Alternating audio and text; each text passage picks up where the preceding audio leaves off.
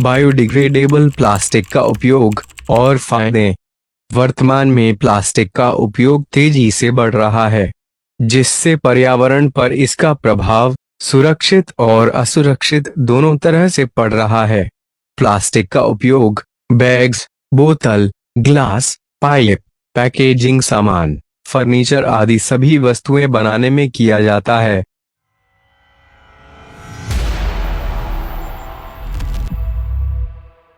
जब प्लास्टिक का उपयोग सही ढंग से किया जाता है, तो यह मानव स्वास्थ्य के साथ साथ पर्यावरण को भी कम नुकसान पहुंचाती है।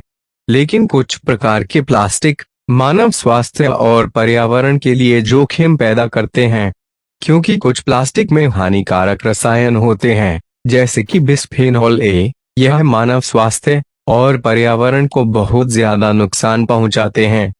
इसलिए हमें मानव स्वास्थ्य और पर्यावरण को प्लास्टिक मुक्त बनाने व प्लास्टिक के स्थान पर जैविक रूप से नष्ट होने वाले बायोडिग्रेडेबल प्लास्टिक का उपयोग करना चाहिए। बायोडिग्रेडेबल प्लास्टिक जैविक रूप से नष्ट होने के बाद पानी, CO2 व खनिजों में परिवर्तित हो जाते हैं। और ध्यान रहे, सभी प्लास्टिक बायोडिग्रेडेबल नहीं होते हैं।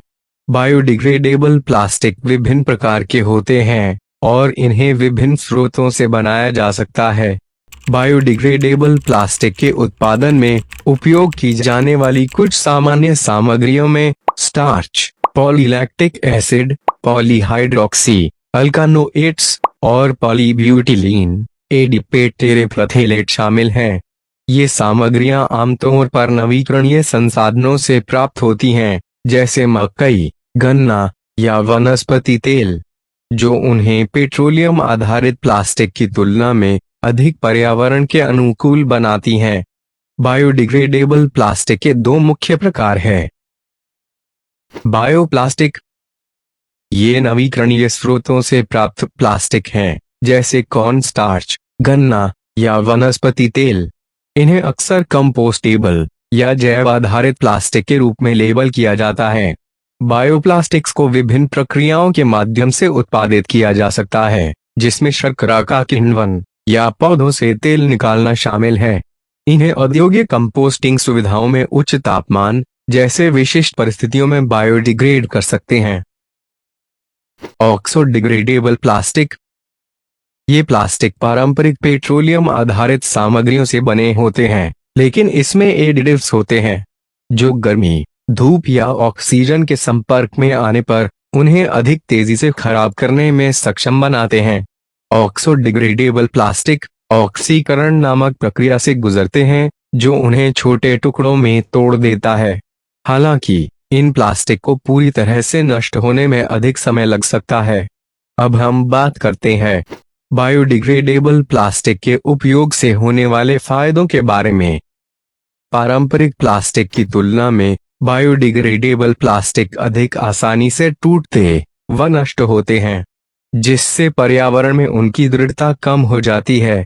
वे प्राकृतिक प्रक्रियाओं के माध्यम से प्राकृतिक यौगिकों में गिरावट करते हैं, जिससे प्लास्टिक प्रदूषण को रोकने के साथ साथ पारिस्थितिक तंत्र, वन्य जीवन और समुद्री जीवन को होने वाले नुकसान को कम करने में मदद मिलती है।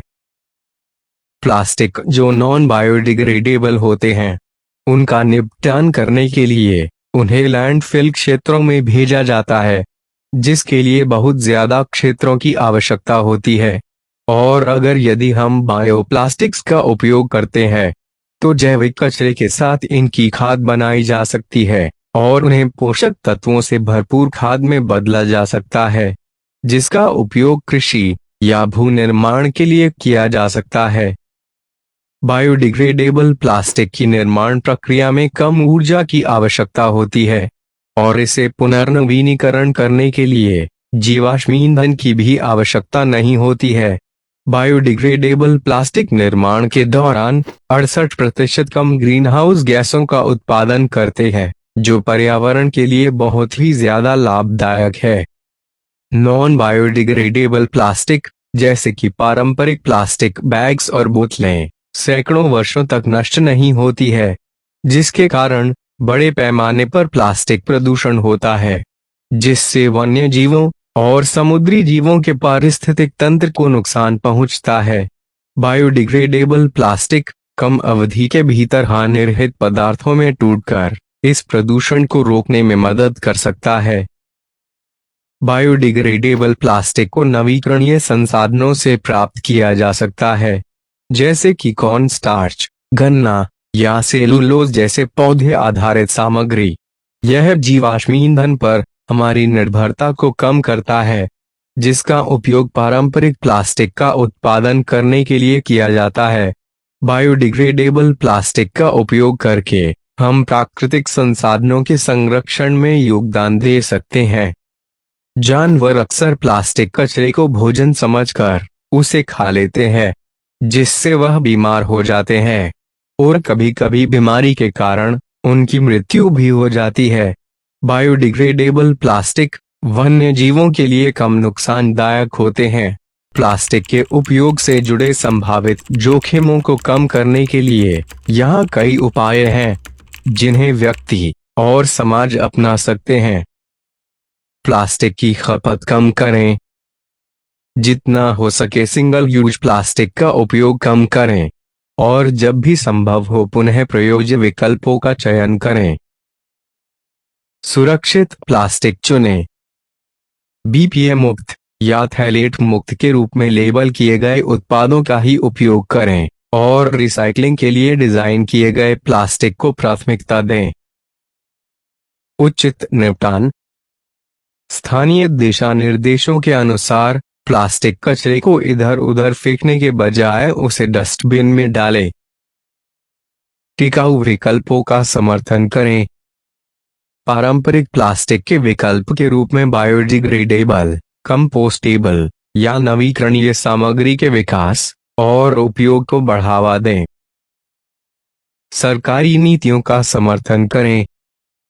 प्लास्टिक प्रदूषण को कम करने और एक परिपत्र अर्थव्यवस्था को बढ़ावा देने के उद्देश्य से बनी नीतियों का समर्थन करें।